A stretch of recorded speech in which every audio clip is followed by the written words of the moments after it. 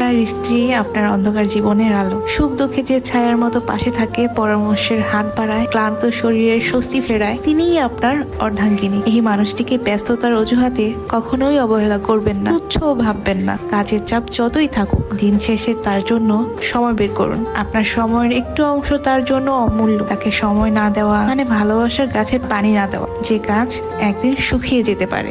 আপনি সারাদিন কর্মক্ষেত্রে ব্যস্ত থাকেন আর আপনার স্ত্রী ঘরে বসে আপনার অপেক্ষায় থাকে। কখনো তিনি ফোন করে জানতে চান আপনি দুপুরে খেয়েছেন কিনা, কখন ফিরবেন বাসায়, কেমন আছেন।